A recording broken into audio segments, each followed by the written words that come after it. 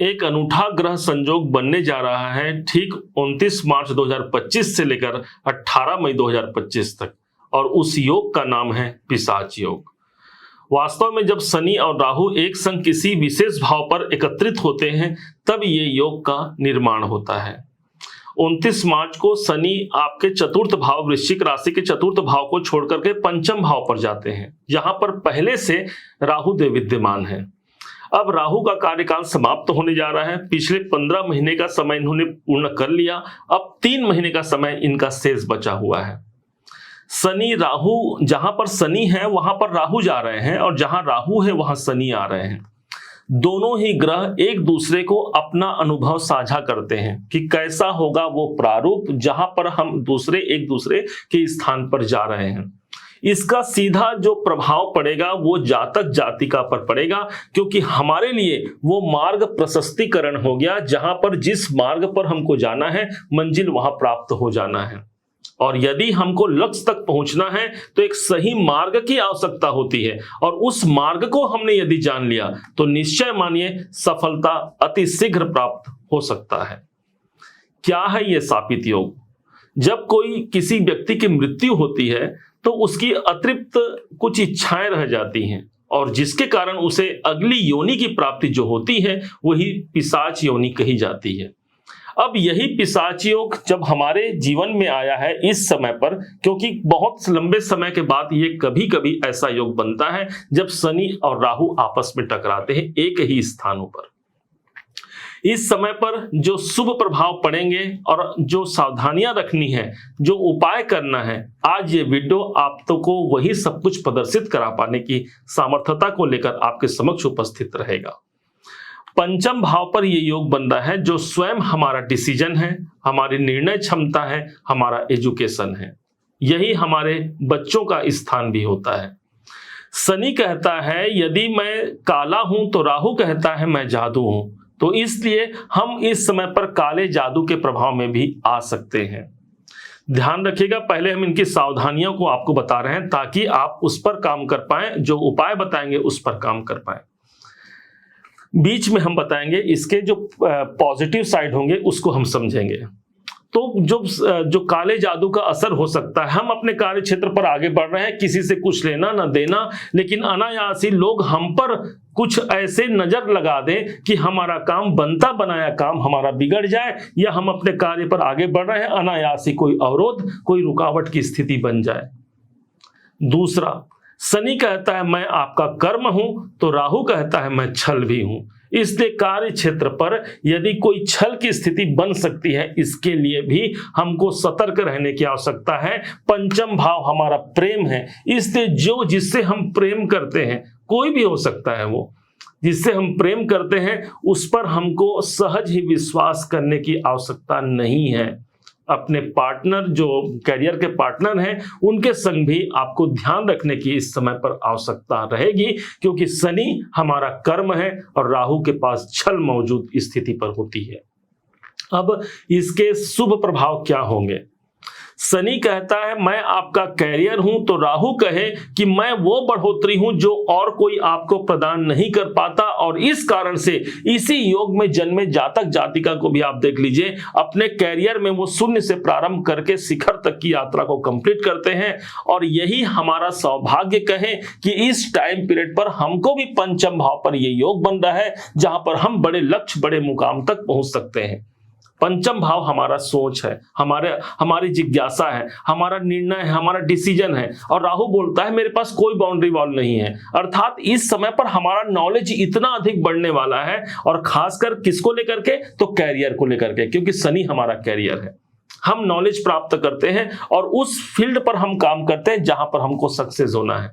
आप विद्यार्थी हैं, फोकस इस समय पर कुछ भटक सकता है, लेकिन आप इस समय पर निरंतरता से अपना जो दिलचस्पी है, जो अंतर की जो आत्मा है, उससे आप जुड़ पाते हैं। अर्थात ये समय आपके शिक्षा में चाहिए ही चाहिए, जो मार्क्स जो नंबर आपको चाहिए वो नंबर आपको ये दिला पाता है। पंचम भाव पर ये योग बनता है।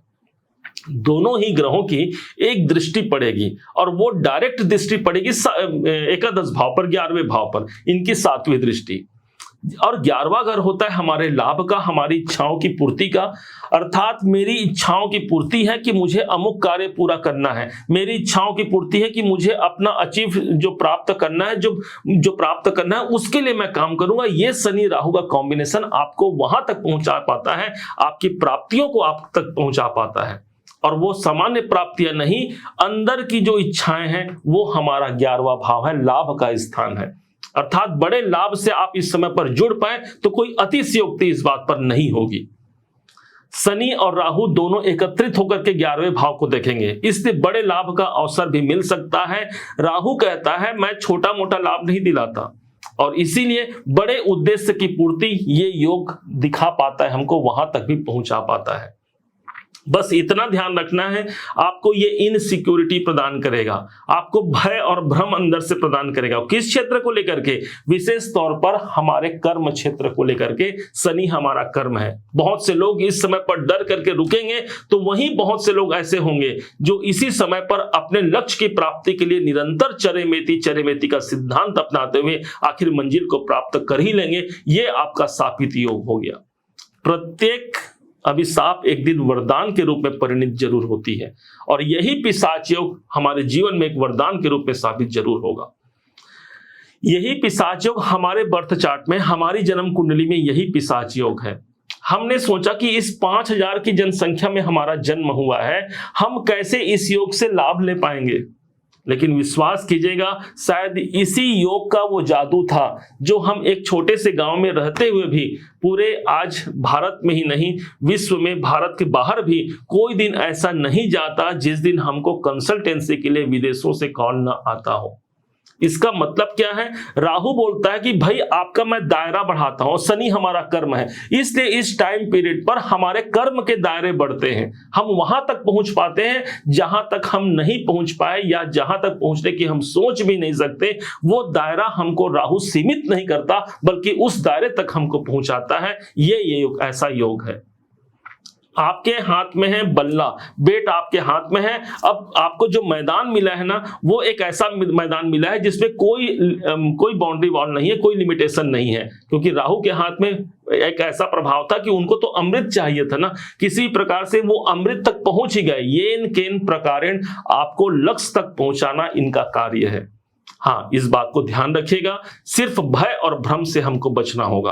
अनायास ही मन में भय ला सकता है। इस समय पर संतान को लेकर के कोई भ्रम की स्थिति आ सकती है, भ्रमित करेगा ये मन हमारा, क्योंकि राहु भ्रम का दूसरा नाम है और शनि हमारा कर्म है। इससे करियर को लेकर के भ्रम की स्थिति उत्पन्न होगी। पता नहीं मैंने जो काम किया वो सही था कि नहीं था, मैंने कहीं ज्वाइन किया वो सही है कि नहीं है। इस प्रकार से कई प्रकार से आपको ये अनुभूतियां भी प्रदान करेगा।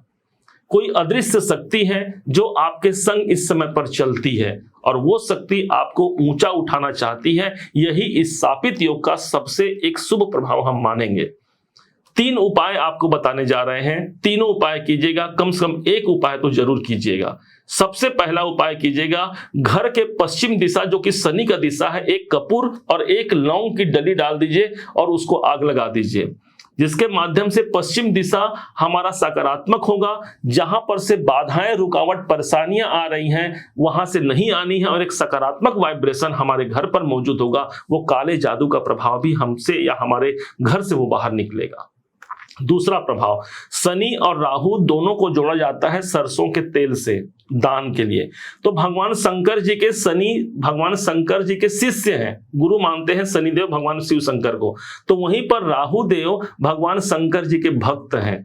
तो सरसों का तेल जब हम शिव पर अर्पण करते हैं, इससे हमारे बाधाओं से हमको मुक्ति मिलती है और एक सफलता के नए आयाम को हम प्राप्त करते हैं। तीसरा उपाय, राहु को मलेच्छ कहा गया है, तो जो स्वीपर हैं उनको छतरी का दान कीजिएगा। अर्थात शनि हमारा काला है, एक छतरी का दान कीजिएगा और कुछ दान के संग में कुछ दान जरूर कर दीजिएगा, चाहे वो 1 रुपए हो या 1000, 100, जो आपकी इच्छा है उसके संग, पैसे के संग उसको दान कीजिएगा। इस माध्यम से इसी शापित योग में एक शुभ परिणाम को हम प्राप्त कर पाते हैं और अपने जीवन को उन्नति के मार्ग तक पहुंचा पाते हैं। उम्मीद है आप सबने इसे समझा, आप सबने इसे जाना है। यदि आपने इसे समझा है, जाना है, मेरे समझाने का प्रयास यदि आपको सार्थक लगा हो, मेरे समझाने का तरीका यदि आपको सार्थक लगा हो, तो हर बार की भांति इस बार भी अपना प्यार भरा लाइक और कमेंट करना कभी मत भूलिएगा। और हाँ, यदि अभी तक आपने चैनल को सब्सक्राइब नहीं किया है, सब्सक्राइब जरूर कीजिएगा। पुनः एक बार फिर आप सभी का दिवस बहुत मंगलमय हो, इन्हीं शुभकामनाओं के साथ। जय श्री राम।